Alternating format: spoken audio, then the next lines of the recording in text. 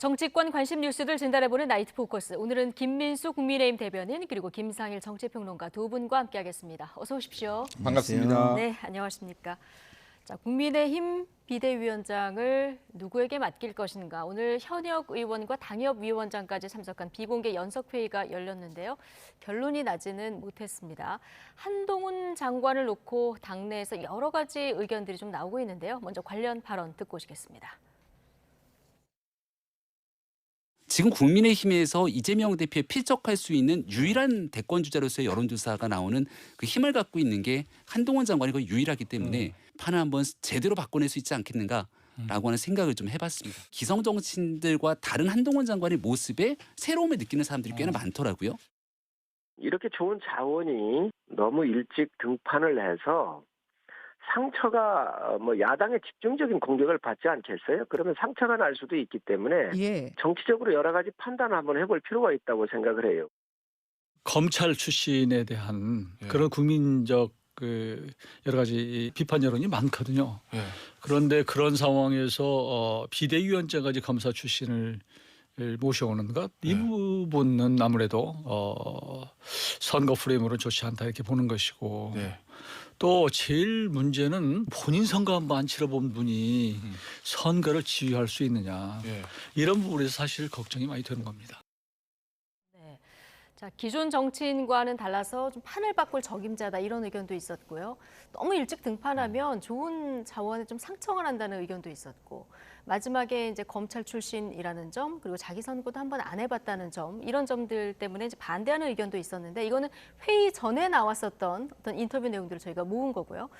오늘 회의에서는 그런데 자, 비대위원장을 누구에게 맡기는 게 적합한 것인가, 이것보다는 한동훈 장관을 차출하는 데는 찬반 토론 같은 분위기였던 것 같아요. 네, 일단 오늘 연석회의 같은 경우에 주로 원외위원장들에게 충분한 발언 기회, 그러니까 어떤 말이든 가감 없이 할 수 있는 그런 기회의 장이었다라고 보면 될 것 같고요. 그리고 원외위원장들 중에서 이제 수도권 험지들에서 다투고 있는, 분투하고 있는 원외위원장들이 굉장히 많은 의사 표현을 하고 그리고 대화할 수 있는 기회의 장이기도 했다라고 생각합니다. 그리고 이제 방금 말씀하셨던 대로 주로 한동훈 이제 장관이 위원장을 맡는 것이 좋으냐 나쁘냐를 두고 이제 많은 이야기가 와갔다라고 하면 주로 긍정적인 이야기들이 80%였으나 그러니까 이제 좀 부정적인 내용들은 싫다가 아니라 비대위원장으로 적합한 것이냐, 여기에서 소모되어서 되는 것이냐 하는 좀 이제 아끼는 마음이었다라고 보면 될 것 같습니다.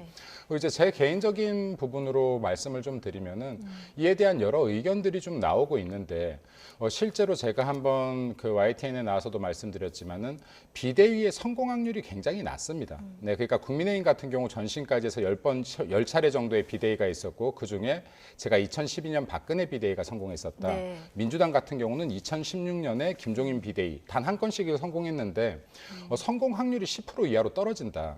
그렇기 때문에 비대위 출범에 저는 애초부터 조금은 반대했던 사람이지만은 이왕에 출범을 했다라고 하면 성공하는 방향으로 가야 되지 않겠습니까? 근데 성공했던 비대위들의 이 면모를 준 공통인자들을 좀 찾아본다라고 하면은 세 가지 정도를 찾을 수 있는데요. 그 중에 절대적인 한 가지를 한동훈 장관이 가지고 있다라고 생각합니다. 그러니까 2012년 국민의힘의 박근혜 비대위와 그리고 2016년에 김종인 비대위를 살펴보면은 미래 권력 또는 미래 권력이 지지한 비대위가 힘을 받더라.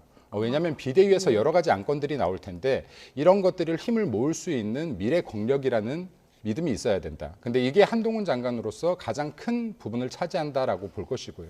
그리고 또 이제 여기에서 성공을 할 것이냐 실패를 할 것이냐는 사실 아무도 예단할 수는 없겠으나 하지만 한동훈 장관이 또 다른 두 번째 공통점이 있는데 기존 세력들을 이렇게 와해하는 의회성을 보였다라는 겁니다. 2012년, 2016년 비대위가 만약 한동훈 장관이 이 의회성을 보일 수 있다라고 하면 큰 성공을 거둘 가능성이 있다라고 보여집니다. 자, 우리 김민수 대변인은 얘기를 들어보면 찬성 쪽에 가까우신 것 같고요. 자, 오늘 심평 변호사는 한동훈 장관의 비대위원장 4대 불가론을 제시했는데 어떤 내용인지 좀 보면 일단 지지층이 이제 보수 쪽에 많이 분포돼 있기 때문에 그렇죠. 중도 확장력이 부족하다는 의견. 그래서 총선 전체를 이끌 이런 능력이 좀 부족하다 이렇게 봤고요. 또 앞서 나온 얘기죠. 소모품으로 전락할 가능성에 대한 우려도 좀 담았고 마지막. 자, 총선 앞두고 이재명 대표가 반드시 물러날 거다 이렇게 보셨어요. 심평 변호사는. 네. 그런데 이 변수를 고려하지 않았다 이런 지적이 나왔거든요. 어떻게 보십니까? 뭐 대부분 맞는 지적이시라고 저는 생각을 해요.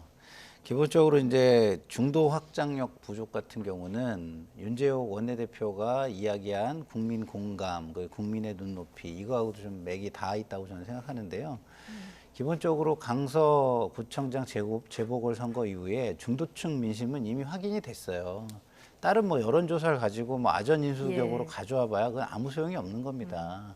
그 중도층 민심은 현 정권이 잘 못한다고 생각을 하고 그 못하는 부분에 대해서 심판을 했고 그리고 앞으로도 이렇게 가면 심판을 할 것이다라는 의사를 분명히 저는 밝혔다고 보는데요.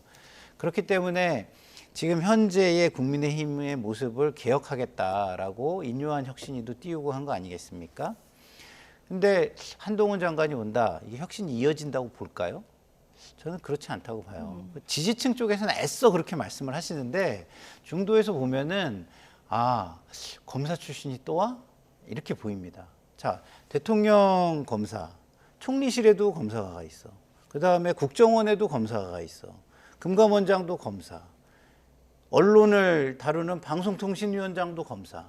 예? 그리고 뭐 행정부 각 지자체 이런 데를 통할하는 저기에도 뭐 검사는 아니지만 뭐 준 검사에 뭐 해당하는 분이 와 계세요. 그러면 거기에다가 여당의 대표까지 검사 출신이 온다. 국민들의 느낌이 어떻겠습니까? 이거 뭐지? 옛날 군부 통치가 떠오르네.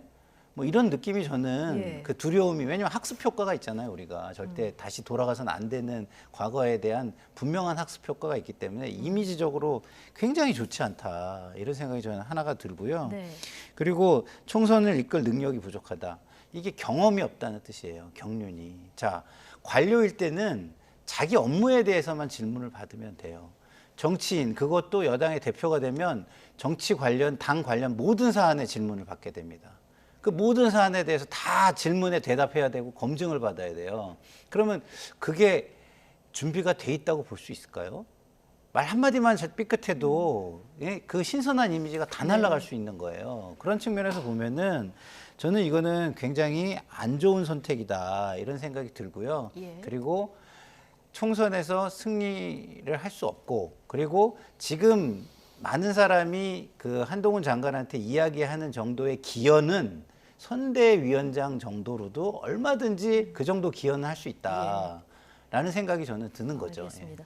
자, 민주당에서는 뭐 윤석열 대통령의 아바타냐를부터 시작해서 비판의 목소리가 크면서 한동훈 비대위원장 나오면 땡큐다 이런 반응도 나왔거든요. 근데 진짜 민주당 속내는 어떨 거라고 보십니까? 두려운 거죠. 두렵다고 두려운 거라고 봅니다. 보십니까? 제가 일단은 좀 이제 몇 가지 말씀드리면 방금 이제 박사님께서 이런 말씀을 하셨는데 민심이 정해졌다. 아닙니다.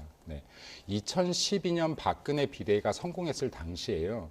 총선을 앞두고 지금과 똑같은 상황이었습니다. 정권 심판론이 60%를 넘었던 상황입니다. 그리고 민주당에서는 총선 승리를 정말로 확신했던 상황인데 정말 대패를 합니다. 지금과도 비슷한 상황입니다. 여론과 민심은 항상 움직일 수 있다라는 말씀을 일단 좀 드리고 싶고, 그리고 지금 한동훈 장관이 검사로서의 한동훈, 대통령과 친한 동생으로서의 한동훈, 이런 거 아닙니다. 법무부 장관으로서 한동훈 아닙니다. 지금 윤석열 정권이 들어오고 나서요. 지금 이제 내각에 총리부터 시작해서 장관 등 내각에 지금 현재 개각 대상자를 제외하고도 24명이나 지금 장관 등이 임명됐습니다. 이 중에서 유일하게 한동훈 장관만 자체 발강을 하고 있는 거라고 봐야 됩니다. 이 24명 중에서 유일하게 국민들의 지금 민심을 얻고 있는 사람 아니겠습니까? 민심을 얻는 그 바탕이 윤석열 대통령과 친해서 아니죠, 당연히. 검사라서 유일하다고 아니죠. 하면 뭐 원희룡 장관 뭐 차이가 이런 좀 분들도 퍼센티지가 좀 많이 예, 난다라고 서운할 수 생각합니다. 있으니까요. 예, 그러니까 네. 이제 지지율의 퍼센티지는 어쩔 수 없이 좀 차이가 많이 난다.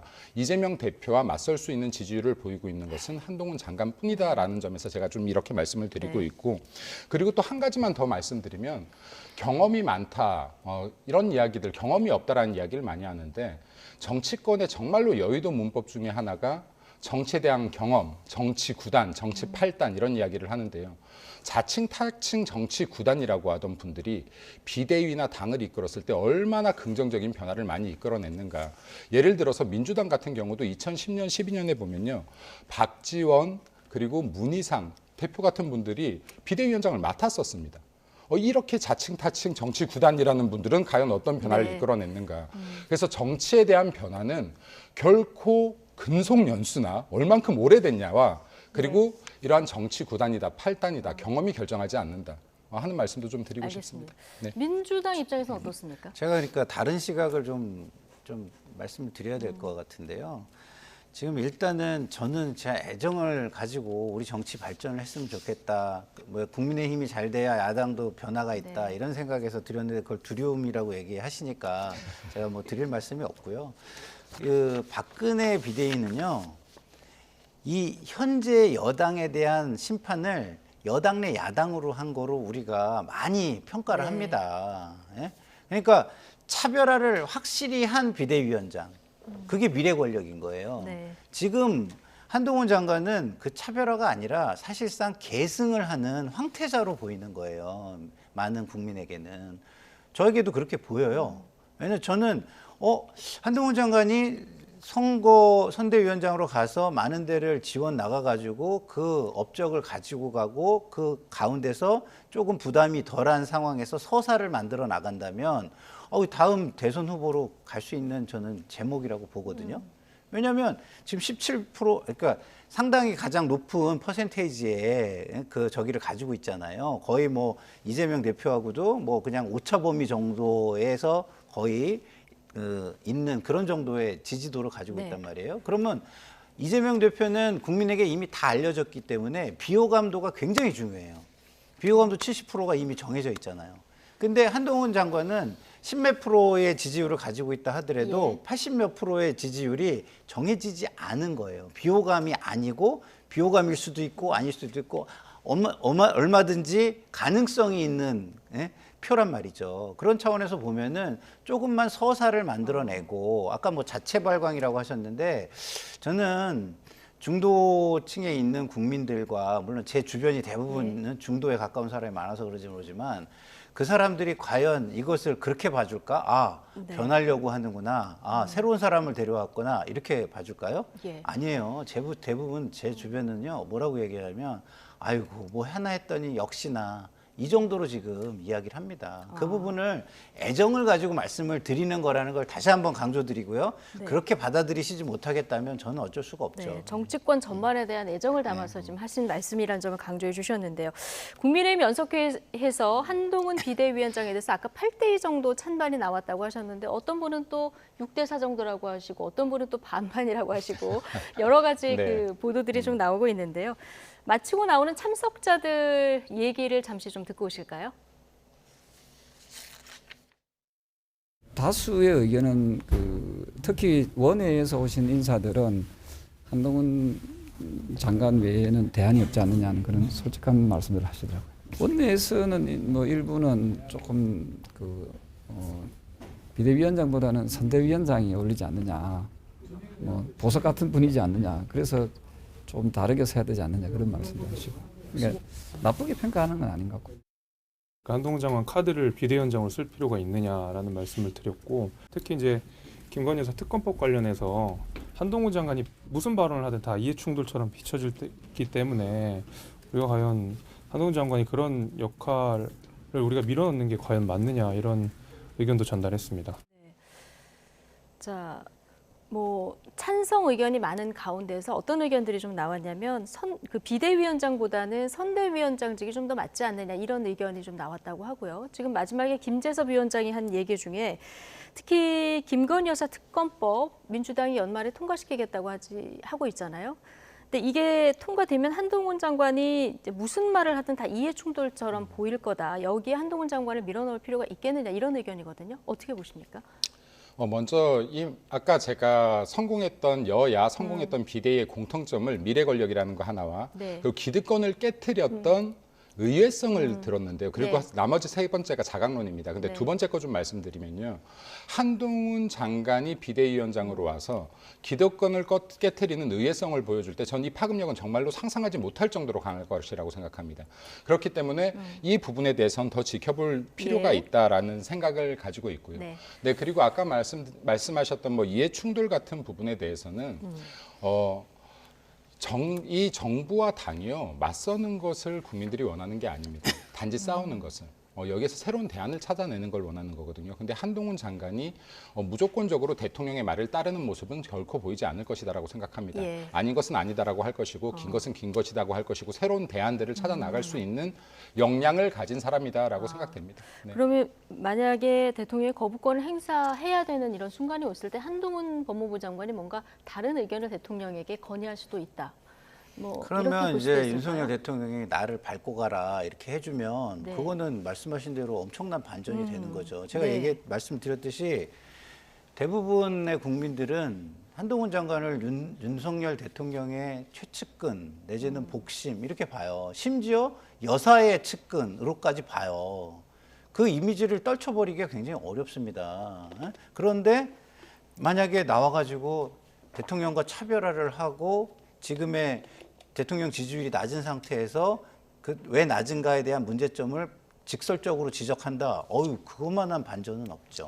그렇게 만약에 한다면 저는 총선 승리는 국민의힘에 좀 기운다. 간다고 봐요. 예. 그러나 저는 그것을 상정하지 못하기 때문에 이런 말씀을 드리는 거예요. 예. 예. 왜냐하면 자 그렇게 만약에 차별을 하려고 했을 때 당내에 있는 윤석열 대통령 지지 의원들의 반발 이거 어떻게 무마할까요? 그리고 지금 한동훈 장관이 지지가 되게 높다 그러는데 윤석열 대통령의 지지층이에요. 이거 구분해낼 수가 없어요. 근데 그분들이 한동훈 장관 비대위원장으로 온다면 하는 거에 대해서 아니 우리가 윤석열 대통령을 지지하기 때문에 당신을 지지하는 건데 당신이 이렇게라고 만약에 반발을 한다면 그것도 어떻게 해결할까요? 그래서 경험이라는 게 굉장히 중요하다라는 말씀을 드리는 거고 그런 것들을 다 헤쳐나갈 수 있어야 돼요.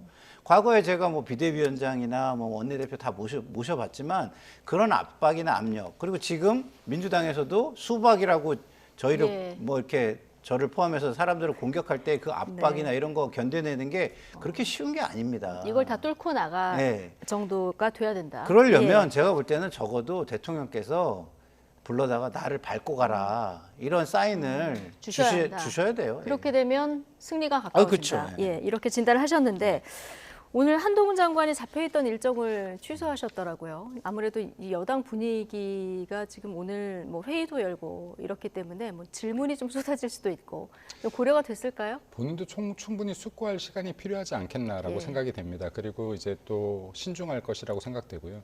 그리고 이제 계속되는 이렇게 전반적인 분위기가 이제 야당 쪽에서 이야기하는 것이 윤석열 대통령과 한동훈 장관의 약간 동체화를 이렇게 이야기하는데 실제로 지지율을 뒤를 보면 좀 다릅니다. 그러니까 윤석열 대통령을 지지하지 않는 20, 30, 40대에서 지지하는 현상을 보여주고 있고요. 그리고 정치 무관여층들의 지지 현상도 보여주고 있습니다. 그래서 이러한 부분들은 한동훈이라는 사람 자체를 단지 윤석열 대통령의 어떠한 한 부분으로 생각하는 것이 아니라 별도의 정치인으로 분류하기 시작했다. 이미 국민들이. 이러한 부분에 대한 것도 좀 말씀드리고 싶습니다. 알겠습니다. 근데 그렇게 분류하기 시작한 사람을 왜 죽이려고 그래요? 그건 아직은 가능성이지 현실이 아닌데. 그래서 사실은 이게 여든 야든 아직 일어나지 않은 일을 100% 예단할 수 없는 것이고 예를 들어서 아까 박사님께서 대한민국 정치를 걱정하는 뭐 진심이야 제가 알겠습니다만은 그럼에도 불구하고 여당에서 수많은 아까 말했던 정치적 경험과 연륜이 높으신 분들께서 의논을 해서 어떠한 카드가 내년 총선 승리를 위해서 가장 뛰어난 카드일지 충분한 수기 끝에 결론을 내리지 않을까 생각됩니다. 오늘 동아일보에서 어떤 보도가 나왔냐면 여권 핵심 관계자 말로 한동훈 법무부 장관은 당원과 지지자들이 바라지 않으면 비대위원장은 물론이고 국민의힘에 입당할 이유가 없다는 입장이다. 이런 보도가 나왔거든요. 네. 이걸 어떻게 해석을 해야 될까요? 일단은 여권 관계자의 발언이지 한동훈 네. 장관의 발언이 직접 발언은 일단은 아니죠. 아니니까 예. 확인해 주기 전까지는 저거를 뭐라고 얘기하기가 쉽지 않은 것 같고요. 그냥 한동훈 장관의 입장을 제가 추측을 해보면 네. 비대위원장을 되게 하기 싫을 것 같아요. 왜냐하면 리스크가 너무 커요. 네. 근데 뭐 그렇기 때문에 리턴도 크다. 맞습니다.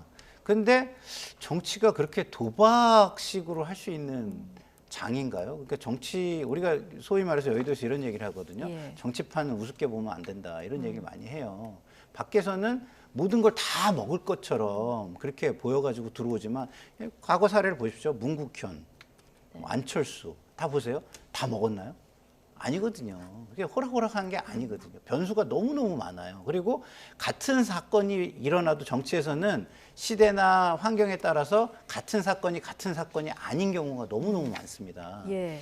그렇기 때문에 저는 지금 계속해서 뭐 제가 애정을 가지고 말씀을 드린다는 이 표현을 자꾸 쓰는 거는 조금 제가 좀 간절해서 그래요. 왜냐하면 한동훈 장관 뭐 이런 새로운 사람들이 와서 잘해줘가지고 차세대 경쟁을 쫙쫙쫙 하고 나가야 민주당도 거기에 긴장을 해가지고 뭔가 새로운 바람이 불 거 아니에요. 네. 근데 비대위원장으로 가져온다? 그러면은 저희 입장에서는요, 좀 죄송한 말씀이자, 아이고, 저기는 망했네. 이런 생각뿐이 안 들어요, 저는. 솔직히 얘기해서. 예. 상반된 그런 예측을 해주셨는데, 자, 지금 비대위원장으로 거론되는 또 다른 인사들도 있지 않습니까? 뭐 원희룡 장관도 있고요. 그리고 뭐 나경원 전 의원도 있고 김한길 국민통합위원장도 이제 거론이 됐는데 오늘 거의 얘기는 안 나온 것 같습니다. 한동훈 장관이 좀 맞기 싫어할 것 같다 속내는 이렇게 이제 보셨는데 만약에 거절한다면 다음 시나리오는 어떻습니까? 어떻게 되는 겁니까? 오늘 명확하게 말한 것 같아요. 당이 원하면, 국민이 원하면 예. 비대위원장을 맡겠다라는 말과 같다. 앞서 그 여권 핵심 관계자 발 얘기를 네, 만약에 역으로 그 말이라면, 하면, 네, 그 그게 말이라면 본인이 한 말이 거꾸로 하면 맞다면. 바란다면 근데 이게 본인이 제 생각에도 제가 본인이라도 예. 굉장히 부담스러울 것 같아요. 예. 근데 이분이 만약에 이걸 맡는다라고 하면 이거는 희생의 일부분이기도 할 것이다. 그리고 굉장히 무거운 책임감으로 임할 것이다. 무거운 책임감으로 임했다라고 하는 것은 총선 승리를 어떻게든 이끌려고 할 것이고 여기에 사적 감정을 담지 않을 것이다. 네. 이러한 부분들을 좀 말씀드리고 싶고 그리고 법무부 장관에 임명될 당시에 민주당 의원들이 굉장히 많이 벼렀습니다. 어디 한번 임명해봐라. 근데 사실 임명된 이후에요. 정말 거의 100점 100패라고 할 정도로 민주당 의원들이 한동훈 장관에게 꼼짝 못하는 모습을 보여왔습니다. 비대위원장도 지금 똑같은 상황 같아요. 그래 비대위원장 한번 들어와봐라 하는데 제가 볼 때는 한동훈 장관이라는 사람의 잠재력이 분명히 있을 것이고 그리고 비대위원장직을 고민 끝에 수락한다라고 하면은 네. 우리가 우려하는 부분들을 깨트리고 앞으로 나아갈 역량이 예. 있을 것이다라고 짐작해 봅니다. 알겠습니다. 네. 한동훈 장관이 만약에 거절하지 않는다면 네. 오늘 회의 분위기로 봤을 때 당 대표 자리를 이제 대신하는 거 아니겠습니까? 계속 비워둘 수는 없고 그렇죠. 좀 네. 추대만 남은 분위기였다고 보면 될까요? 사실 절차가 좀 더 남죠. 뭐 이제 예를 들어서 추대를 하고 나면 전국 당원위원회에서 또 이제 투표도 거쳐야 되고요. 네, 근데 이런 부분들이 필요한데 일단은 그래도 최대한 오늘 과정을 보니까 정말로 많은 분들의 의견을 다양한 의견을 한 곳에 담아보려고 한 것 같아요. 네. 네, 그래서 지금 이제 뭐 여러 목소리들이 나오기도 했었으나 이러한 부분들에 대해서 충분히 숙기 기간을 좀 거치지 않을까, 시간을 거치지 않을까 생각됩니다. 알겠습니다. 자, 국민의힘 혁신이 제대로 되면 민주당도 이제 달라질 것이다. 앞서 김상일 평론가께서 그 얘기 하셨는데 민주당 얘기로 좀 넘어가겠습니다. 네. 이낙연 전 대표 신당 창당 의지는 계속 있는 것 같고요. 네. 그런데 당내에서는 이낙연 신당 반대 목소리가 지금 좀 커지는 것 같아요. 네. 이번에는 친명 원외 인사 모임인 더민주 전국 혁신회의 규탄 기자회견도 열었고요. 여기에 오늘 같이 했었던 국회의원 한 분은 뭐 윤석열 정권의 앞잡이다 이런 비판까지 내놨던데요. 자, 반대 목소리가 일단 커지는 것 같아요. 자, 저는요, 네. 제가 민주당을 하는 이유가 있어요. 네? 약자의 목소리에 좀 더 기울여주는 정당이고 보다 양심 세력이라고 생각하기 때문이거든요. 근데 지금 이 모습은요, 약자의 귀를 기울이는 게 아니라 강자에 줄 서가지고 약자를 패는 거예요, 네. 지금. 왜 그러죠? 아니, 본인들은 안 그래도 자기들 의사대로 모든 게 결정돼요. 제가 계속 말씀드리지만. 왜? 기득권을 가지고 있기 때문에 본인들은 의사결정에서 다 나갈 수 있어요. 그러면 그 과정에서 약한 사람들의 목소리는요, 최대한 포용해주는 모습, 노력, 이걸 보여주면 되는 거거든요. 근데 그게 불편하기 때문에 이렇게 찍어 누르는 거잖아요. 아니, 이낙연 대표가 당에서 지금 전 대표가 할 수 있는 게 뭐가 있어요? 아무것도 없잖아요. 네. 그래서 거기에서 답답해가지고 민주당의 과거의 도덕적 모습을 되찾자라고 얘기를 하면 그거를 얘기를 들어주면서 도대체 뭐가 도덕적이지 않은데 등등등 듣고 그다음에 그거를 설명하고 최대한 설득하고 하다가 안 되면 네. 또 나 최대한 설득했는데 안 되니까 일단은 우리는 우리 일을 해야겠어. 이렇게 간다면 국민들도 저렇게 최대한 설득했는데도 안 되니까 저 가는 걸 이해한다. 이렇게 할 거 아니에요. 예. 근데 방법이 잘못됐다 지금 이렇게 보시는 그쵸. 것 같은데요. 제가 예. 계속 말씀드리지만 권력이 있는 쪽은요 불편해야지 권력이 있는 쪽이 불편하지 않으려고 그러면 힘이 약한 사람들이 모두 다 불편해지는 겁니다. 예.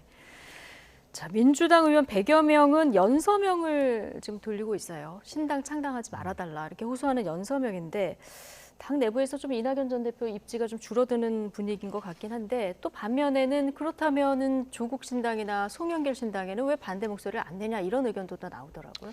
조국, 송영길, 추미애 전 대표 등의 신당은 지금 이낙연 전 대표의 신당만큼 위협적이지 않기 때문이다라고 생각합니다. 네. 이낙연 전 대표 같은 경우는 민주당 내 지금 비록 내색하진 못하지만 마음속으로 지금 미안함을 느끼는 분들도 있으실 거고 같이 하지 못해서 그리고 반대 서명을 하면서도 미안한 분들이 있을 거라고 생각합니다. 지금 민주당이 어떻게 보면 굉장히 좀 폭력적인 행태로 좀 돌아가고 있다라는 생각이 들고요. 그리고 이런 생각을 또 합니다. 이준석 신당 이야기가 나왔을 때요. 네. 국민의힘과 대통령까지 굉장히 많은 비난을 했거든요. 민주당이. 연일 비판을 했습니다. 왜 이것을 자기들에게 빗대어보지 못하느냐. 본인들의 당에서 이런 신당 이야기가 나올 때 본인들 스스로도 좀 돌아볼 수 있으면 좋겠다. 이걸 할 수 있다면 내로남불 정당이라는 오명에서 좀 벗어날 수 있지 않을까라는 생각을 합니다. 예. 네. 뭐 비명계에서도 네. 신당에 찬성하는 목소리는 별로 나오는 것 같지는 않아요. 네. 그런데 분열을 막기 위해서 이재명 대표가 이낙연 전 대표도 좀 만나고 해서 네. 좀 이재명 대표가 직접 나서다 이런 압박의 목소리도 좀 나오는 것 같은데요. 저는 그 목소리가 나오는 게 맞다고 봐요. 근데 이재명 대표가 응답할까요? 예를 들어서 우리가 장애인들이나 이런 분들이 시위를 하면 약자니까 저 정도는 어느 정도 우리가 인정을 해야 된다라고 생각을 하면서 바라보잖아요. 저는 마찬가지라고 보거든요. 근데 이재명 대표가 힘을 가지고 있는데도 아무렇지도 않은 것처럼 그런 사람들은 그냥 무시하고 너네는 그냥 틀렸으니까 내가 내 마음대로 하고 오히려 그렇게 하는 거에 대해서 내가 찍어 누를 거야. 이렇게 한다면 그거를 어떻게 저는 좋은 지도자라고 얘기할 수 있는지 전혀 저는 모르겠고요. 예. 그리고 지금 이낙연 전 대표나 비명계에서 하는 얘기가 이 당의 기준과 가치 이런 걸 얘기하는 거잖아요. 근데 다른 사람들은 이재명이냐 아니냐를 가지고 자꾸 얘기를 하잖아요. 그러면 그 당이 민주정당입니까? 사당입니까? 지금 우리는 민주당이냐 아니냐를 가지고 얘기하자는 건데 왜 이재명 당이냐 아니냐 가지고 자꾸 얘기를 하고 누르냐 이거죠. 저는 그런 부분에서 전혀 이거는 맞지 않다는 생각이 들고요. 그리고 신당이 좀 당내에서 이런 분위기라고 해가지고 신당의 가능성이 줄어들었냐? 아니에요. 저는 훨씬 좋아졌다고 생각합니다. 왜냐하면 여당이 역시나를 보여줬잖아요. 역시나. 국민들을 저는 한동훈 장관 비대위원장 시키면요 굉장히 실망할 거라고 보고요. 역시 양당은 안 되는구나. 저 기득권 타파가 안 되는구나라고 생각하고 신당의 여론이 더 높아질 거라고 저는 생각해요. 알겠습니다. 신당 관련 얘기 잠시 뒤에 저희가 조금 더 자세히 나눠보도록 하고요. 오늘 이재명 대표와 김부겸 전 총리가 김대중 전 대통령 다큐멘터리 영화 시사회장에서 만났습니다. 두 사람 목소리 잠시 듣고 오시죠. 지금 상황에서 가장 중요한 것은 민주주의와 민생 경제의 후퇴, 퇴행을 막는 것입니다. 백지장도 맞들어야 되는 상황이어서 모두가 함께 힘을 합칠 수 있도록 저도 최선을 다하겠다는 말씀 드립니다. 이야기 못하겠지만 그동안 이 대표님 고생하시는 거 나를 위해서 큰 복을 행보를 해주셔서 그런 말씀 조금 드렸습니다. 얼마나 어렵게 만들어진 이 정치적 큰 흐름입니까? 그 민주당을 중심으로 한 그동안의 이런 역사를 그걸 더 큰 물줄기를 만들어 주셨으면 좋겠다. 그런 취지입니다. 예. 이거는 이낙연 전 대표도 포용해야 한다는 취지로 알아보는 당연히 그래 봐야 되지 않겠어요? 더 큰 물줄기를 만들어 주셨으면 좋겠다. 이낙연 전 대표도 당연히 포용해야 된다. 자, 김부겸 전 총리가 이런 얘기를 했는데 근데 이재명 대표는 오늘 이렇게 만났고요. 모레죠. 모레 김부겸 총리하고 또 회동을 하고 정식 회동을 하고 28일에는 정세균 전 총리를 만난다. 이런 보도도 나왔거든요. 뭐 전반적인 해석은 좀 고립작전이다. 이런 해석도 많이 나오는 것 같은데요. 이낙연 고립작전. 예. 이재명 대표가 지금 이낙연 전 대표의 신당은 그래도 좀 두려워하는 게 있다라고 판단이 되고요. 그리고 이러한 주제보다 지금 제가 더 거슬리는 것은 네. 앞선 얘기로 또 돌아가야 됩니까? 아닙니다. 아닙니까? 이재명 대표의 방금 발언인데요. 네. 민주주의와 민생, 경제의 후퇴를 일으키고 있다라는 말이 이재명 대표의 입에서 나와서 되는 말인가. 이재명 대표의 발언 한마디 한마디를 보니까 국민들이 참 이재명 대표에게 많은 실망을 거듭하고 있을 것 같다라는 생각이 들고요. 좀 네. 선거를 앞두고 진짜 이러한 부분들을 낱말하듯이가 아니라 나 때문에 지금 우리 민주당 때문에 민주주의가 후퇴하고 있지 않는지 민생과 경제가 발목 잡히고 있는 것 아닌지 네. 한 번 정도 좀 돌아봤으면 좋겠다라는 생각이 듭니다. 예. 이러한 지금 자기 반성이 없기 때문에 이낙연 전 대표가 신당 창당을 정말 심각하게 고려하고 있는 것이 아닌가라고 예. 생각됩니다. 민주주의와 민생 경제 후퇴 퇴행을 막는 게 중요하다. 이 얘기가 더 놀랍다는 얘기를 해주셨는데 자, 이낙연 전 대표도 오늘 이 시사회에 참석할 예정이었는데요. 네. 그 시간에 뭐 인터뷰 일정이 있어서 그 다음 시사회에 참석을 하면서 오늘 이재명 대표와 이낙연 전 대표 사이 만남 불발됐거든요. 불발됐죠.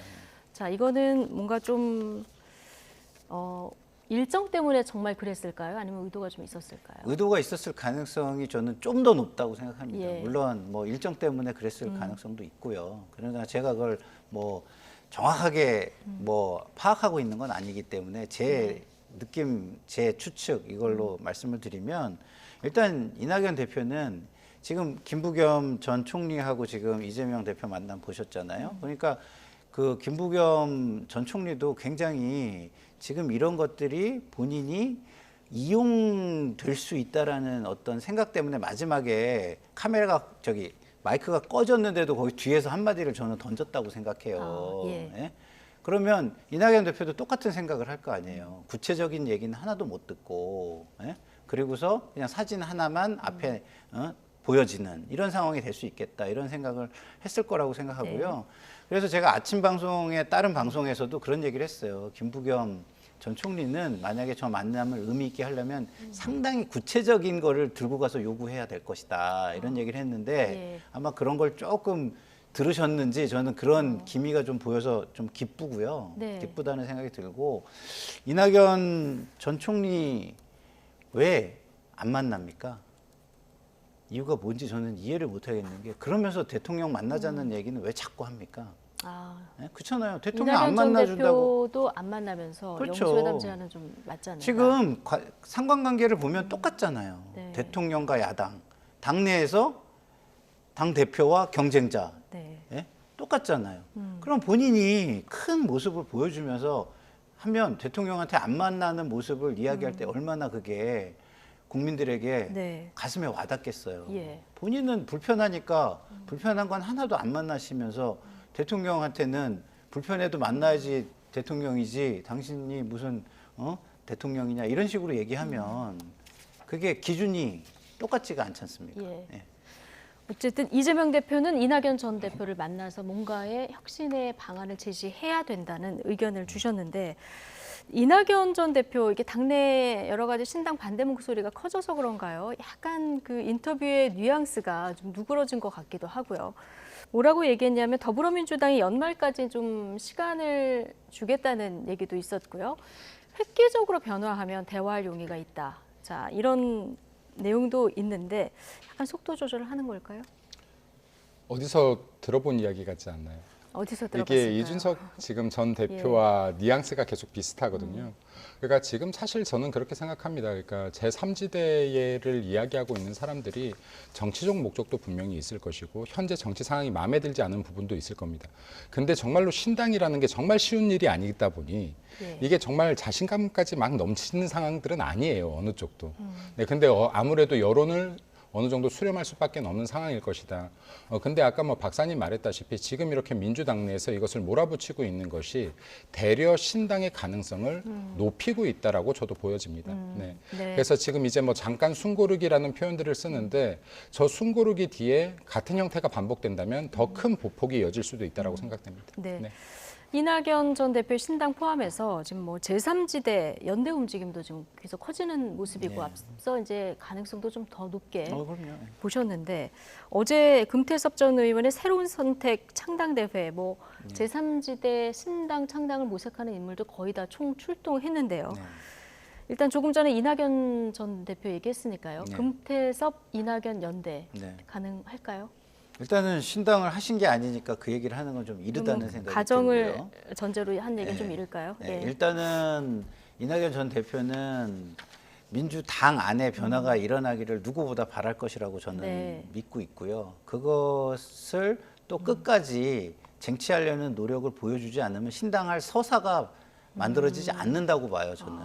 그러면은 국민들은 어떻게 생각하냐면 이낙연 대표가 자기 권력 싸움을 하기 위해서 저걸 하는구나 이렇게 볼 가능성이 좀 크다고 보기 때문에 이낙연 대표가 지금 그 일종의 숨고르기처럼 보이는 어떤 그 말씀을 하시는 이유는 그 타이밍을 기다리는 거라고 저는 봅니다. 명분을 축적하는 겁니다. 명분도 축적하고 시간도 낚으면서 강태공이 세월을 낚잖아요. 세월을 낚는 그런 의미도 저는 있다고 보는데 그러면은 그거를 그냥 세월만 낚아서 될 것이냐? 저는 그렇게 보지 않고요. 지금은 이제는 저게 본인이 깃발을 들었기 때문에 뭐가 틀렸는지, 어떻게 해야 되는지 이런 것까지 구체적으로 이야기를 저는 해야 된다고 봐요. 그리고 치열하게 치열하게 토론해야 된다고 봅니다.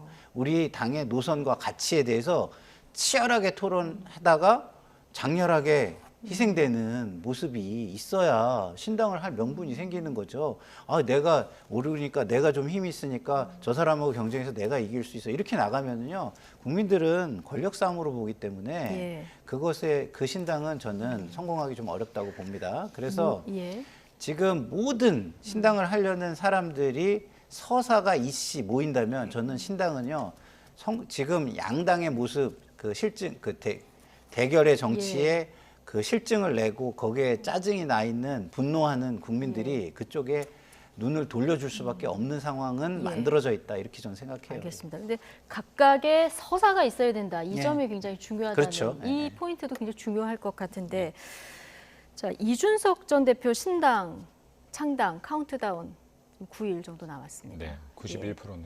네, 91%. 막판에 국민의힘으로 다시 돌아올 여지가 있다고 보십니까? 돌아올 여지가 있다고 생각되고요. 그리고 돌아왔으면 좋겠습니다. 네. 그리고 왜냐라고 하면 아까도 이렇게 신당 여러 곳들이 모인다라고 했는데요. 결국에는 이렇게 지금 이념이 다르고 신념이 다른 사람들이 모일 수밖에 없는 것은 자강이 안 되기 때문입니다. 스스로. 텐트만 키운다라고 해서 거기에 사람이 안 모이면 무슨 의미가 있겠습니까? 그래서 이러한 부분들도 단지 지금 이렇게 총선을 앞두고 제가 이야기하는 것, 양당 체제에서 이러한 비판이나 긍정적인 변화들 충분히 정말로 저도 바라는 바인데 선거를 앞두고 하기 때문에 진정성과 준비가 부족할 수밖에 없다라는 한계가 있는 것 같습니다. 그래서 이제 뭐 선거를 더 시간이 가기 전에 뭐 이준석 전 대표 같은 경우에 이렇게 정말로 밖으로 나갈 마음이 있는 것이 아니라면 빨리 당 안으로 들어와서 당력에 보태면 좋겠다라는 생각, 개인적인 바람입니다. 민주당은 사실 이낙연 전 대표가 신당을 만들지 않고 당 안에서 화합하는 게 제일 좋은 거고 국민의힘도 이준석 전 대표가 따로 신당을 만들지 말고 안에서 화합하는 게 제일 좋은 시나리오 아니겠습니까? 각 당 입장에서 보면. 자, 국민의힘 비대위가 이제 구성이 될 텐데 네. 이 비대위원장이 이준석 전 대표와 좀 협상을 어떤 마지막 변수가 될까요? 저는 충분히 변수가 된다고 생각하고요. 정치는 생물이라 언제든지 그 협상은 극적으로 이루어질 수 있다고 봅니다. 안철수 그 당대표하고 안철수 후보하고 윤석열 후보하고 전 새벽에 그렇게 단일화할지 예. 진짜 몰랐어요. 네. 그만큼 정치는 다이나믹한 거거든요.